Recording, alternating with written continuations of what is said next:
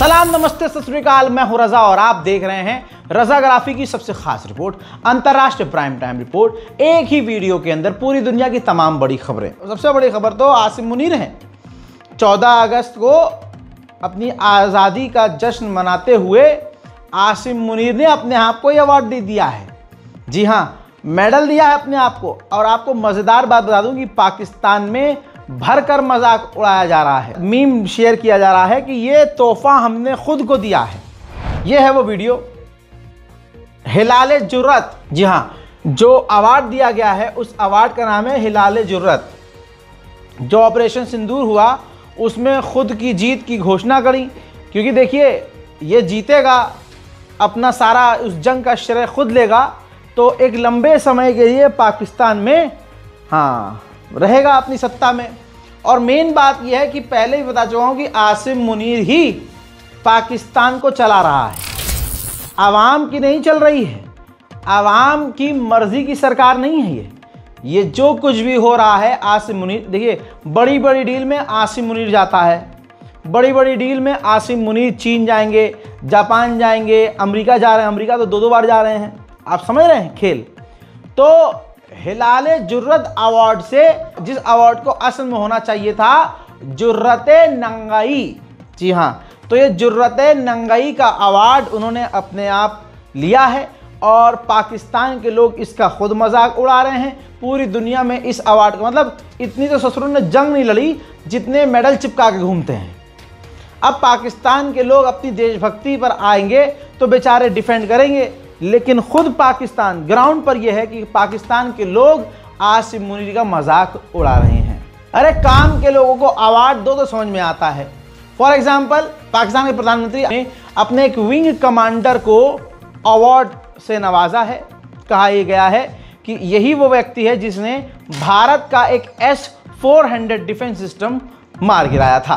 हजरात, बलोच जो लोग हैं पाकिस्तान के, उनको पाकिस्तान ने अमेरिका से बात करके, ट्रंप से बातचीत करके उनको टेररिस्ट लिस्ट में डलवा दिया। जिसके बाद BLA का आज 3 दिन बाद बयान आया है और बलोच संगठन ने साफ तौर से कहा है कि हमें यकीन था, हमें पता था कि अमेरिका ऐसा ही कुछ करने वाला है, लेकिन अमेरिका की इस फैसले की और इस बात की हम आलोचना करते हैं और हम अपनी आज़ादी की लड़ाई लड़ते रहेंगे। आज मोदी के बयान से मैं आपको साबित करूंगा कि हम कितने विकासशील हैं। अजी कद्दू के विकासशील हैं। भरमबाजी इतनी बड़ी हमारी कि भाई पूछो मत, हमसे ऊपर कोई नहीं है। जबकि आज हम फाइटर जेट का इंजन तक नहीं बना सकते। हम फाइटर जेट नहीं बना पा रहे हैं, इंजन हम कहीं और से लेके आते हैं। तो प्रधानमंत्री ने लाल किले से कबूल कर लिया। और कबूल क्या किया, उनकी बात से आप समझ जाएंगे जो आपको सुनाने वाला हूं, जिसमें प्रधानमंत्री कह रहे हैं कि हमें खुद का फाइटर जेट खुद अपने मुल्क में बनाना होगा और इंजन भी खुद बनाना होगा। इसका मतलब अभी तक हम इतने कैपेबल नहीं हैं कि हम भारत में फाइटर जेट खुद बनाएं। प्रधानमंत्री मोदी की इस बात से साबित हो गया है कि हम कितने पानी में हैं। Made in India fighter jets के लिए जेट इंजन हमारा होना चाहिए कि नहीं होना चाहिए। इसके अलावा टैरिफ पर उन्होंने बोला, क्योंकि जो अमेरिका टैरिफ लगा रहा है उससे सीधा किसानों पर झटका लग रहा है, किसानों पर असर पड़ रहा है। ऐसे में प्रधानमंत्री मोदी ने कहा लाल किले पर खड़े होकर कि मैं एक दीवार की तरह खड़ा हूं, मैं किसानों के साथ खड़ा हूं। ऐसी कोई डील नहीं की जाएगी जिससे हमें और हमारे लोगों को नुकसान पहुंचे। भारत के किसान, भारत के मछुआरे, भारत के पशुपालक, उनसे जुड़ी किसी भी अहितकारी नीति के आगे मोदी दीवार बन के खड़ा है।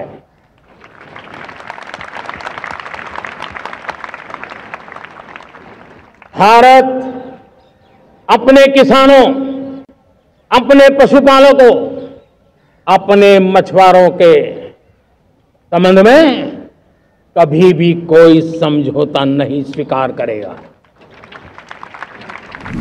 अब मजेदार बात भी सुन लीजिए।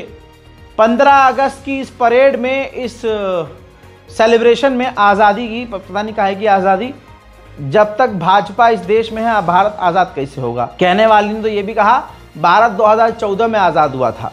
नाम बताने वालों को 15 लाख रुपए दिए जाएंगे ब्याज समेत। जी, और सुनिए, प्रधानमंत्री मोदी के इस प्रोग्राम में जो 15 अगस्त का प्रोग्राम हो रहा था, इसमें चीन की 2 डेलीगेशन, जो चीन के 2 लोग हैं, अधिकारी हैं चीनी सरकार के, वो भी शामिल हुए थे। उधर मोदी को, दूसरी तरफ से मोदी को डर भी है। सारे अंधभक्तों ने अपने छेद टाइट किए हुए हैं, अरे कुछ हो ना जाए, कुछ हो ना जाए। भारत के विदेश मंत्रालय के द्वारा कहा गया है कि हमारा ऐसा कोई प्लान नहीं है जिससे डी-डॉलराइजेशन किया जाए, यानी डॉलर को कमजोर किया जाए या डॉलर को टक्कर दी जाए। ये हमारा विदेश मंत्रालय है। खाली माइक में चीख लेंगे, तू क्या है बे, अब तुम देखो कि तुम क्या हो बे। उधर मेरे दोस्तों, पूरी दुनिया में आतंक जो फैला हुआ है भारतीयों के खिलाफ, उसमें खालिस्तान उभर कर सामने आ रहा है। ऑस्ट्रेलिया में 15 अगस्त का जश्न मना रहे थे भारतीय, उसी दौरान खालिस्तान आतंकी संगठन से जुड़े हुए लोग वहां आ गए और उन्होंने खालिस्तान का झंडा लहराते हुए खालिस्तान जिंदाबाद के नारे लगाने लगे। जवाब में फिर भारतीयों ने भी नारेबाजी की है, देखिए।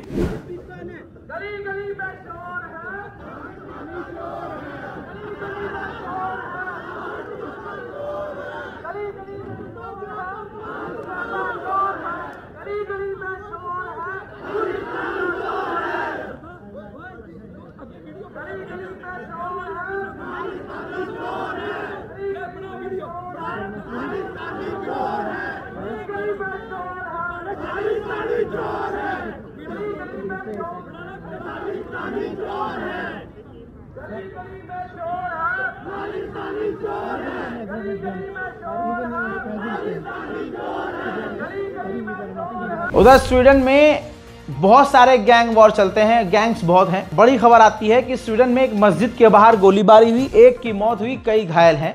फिलहाल जो है सिचुएशन कंट्रोल में है और ये किसी आतंकवादी का नहीं, ये वहीं के जो गैंगस्टर्स हैं उनका कांड था। यहाँ अंडवे इसी में खुश हैं कि हमने मज़ार तोड़ दी, यहाँ अंधभक्त इसी में खुश हैं कि हमने मज़ार पर झंडा फहरा दिया, यहाँ अंडवे इसी चीज़ में खुश हैं कि हमने मुल्लों को मार दिया। ये इनका विकास है। विकास गया इनके पिछवाड़े में। विकास किसे कहते हैं, चीन दिखा रहा है।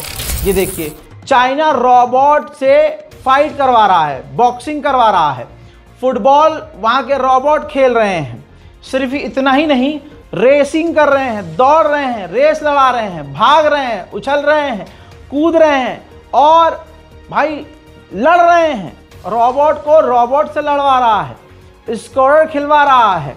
बताइए, फुटबॉल से लेकर हर गेम चीन रोबोट से खिलवा रहा है। रोबोट और रोबोट आपस में रेसिंग कर रहे हैं, लड़ रहे हैं, भिड़ रहे हैं, खेल रहे हैं, कूद रहे हैं। रोबोट क्या नहीं कर रहा है, चीन रोबोट से सब कुछ करवा रहा है। लेकिन यहाँ मोदी जी को रोबोट की क्या जरूरत है, मोदी जी के पास तो खुद ही रंडालो की पूरी टीम मौजूद है।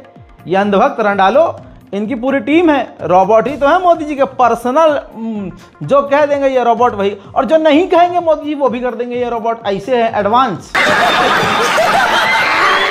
अमेरिका से 15 अगस्त को आज़ाद हुए अफगानी, तो तालिबान की सरकार ने 4थी एनिवर्सरी जो है मनाई है। ये है वीडियो।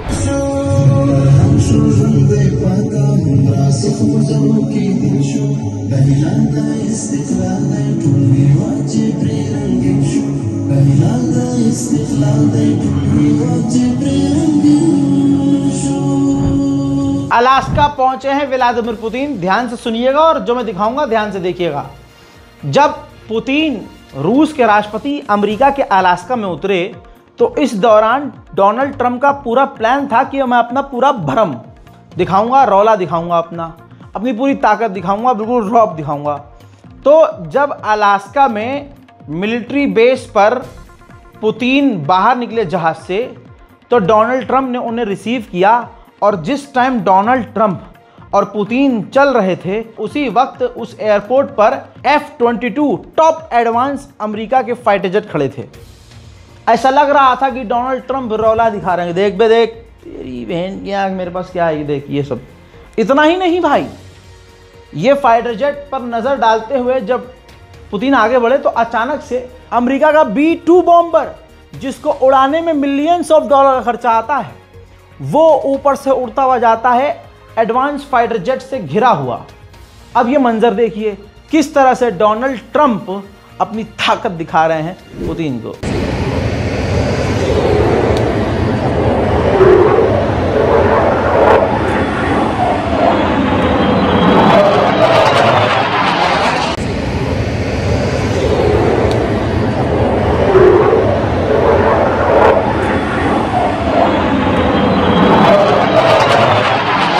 इसी तरह से अब वो मंजर दिखाऊंगा रूसी मीडिया का है, आरटी का।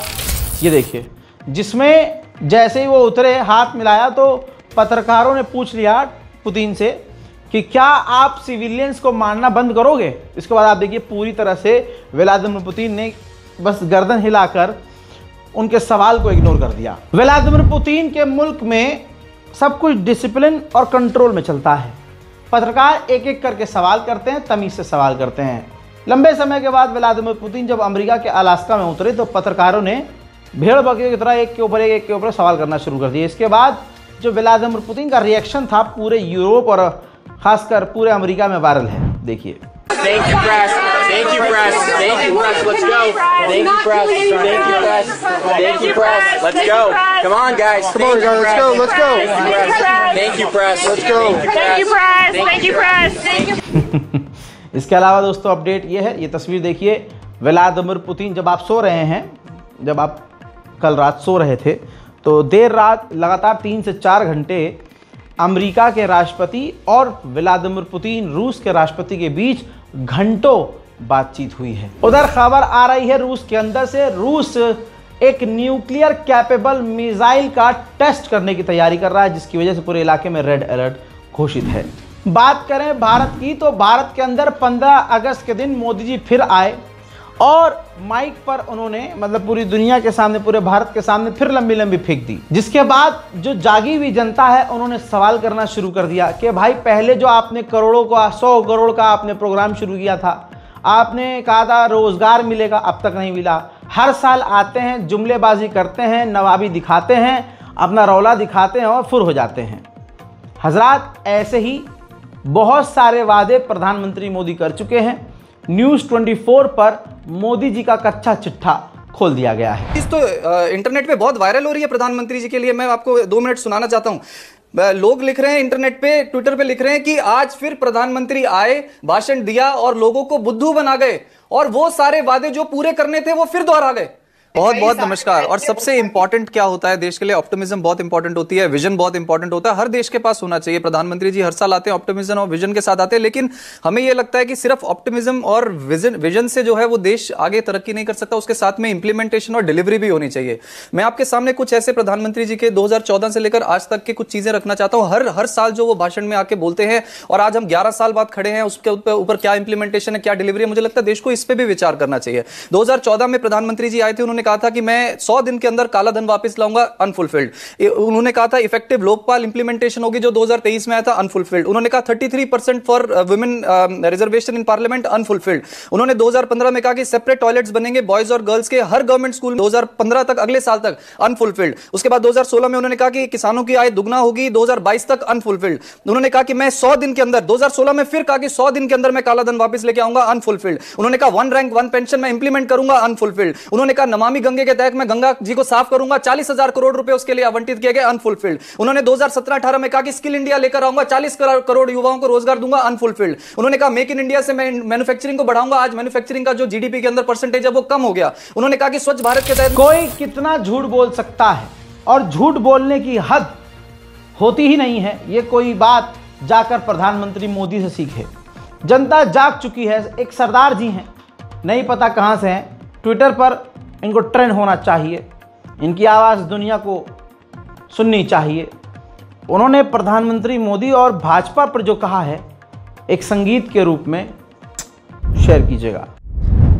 हम बज गया डंका, लुट गई लंका, सारी दुनिया जाने, वोट की चोरी कर कर जीते, अंधभक्त ना माने हो तेरा, हर झूठा वादा अब चलेगा न ज्यादा, हर झूठा वादा ओए जुमले वाले बाबा। दो ने खाया दो ने खिलाया चारों हैं गुजराती। जब से रगों में सिंदूर है दौड़ा आधी रह गई छाती। हो तेरा हर झूठा वादा अब चलेगा न ज्यादा। हर झूठा वादा ओए जुमले वाले बाबा। मोदी सरकार कई जगह पर पूरी तरह से नंगी हो चुकी है, इतनी नंगी कि नंगा भी उन्हें देखकर शर्मा जाए। कितने शर्म की बात है कि सरकार सरकारी तौर से खुली आंखों के सामने, पूरी दुनिया के सामने संसद में भारत का रक्षा मंत्री झूठ बोलता है।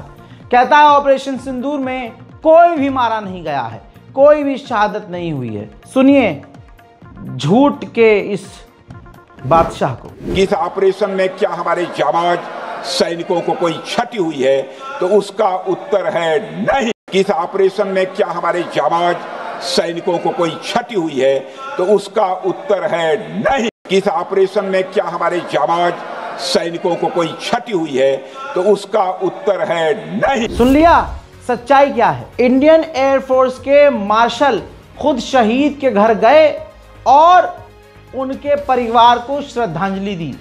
तो सवाल यह है कि एक तरफ सरकार कह रही कि कोई नहीं मरा, कोई शहादत नहीं हुई, कोई नुकसान नहीं हुआ, तो फिर एयर चीफ मार्शल क्या झूठ बोल रहे हैं?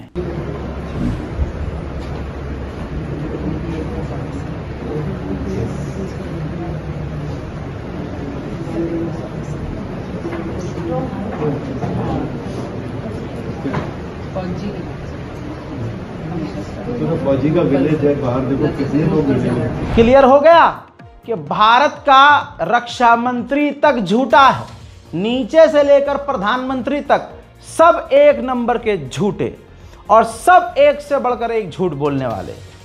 और इनको जिताने वाला कौन? एक वो समुदाय जो सिर्फ मुसलमानों से नफरत करना जानता है। मुसलमान से नफरत करो, यही आज का हिंदुत्व है। मेरे दोस्तों, अंतर्राष्ट्रीय प्राइम टाइम शो में आज अभी के लिए इतना ही। इस रिपोर्ट को शेयर कीजिए, दुआओं में याद रखिए। जय हिंद।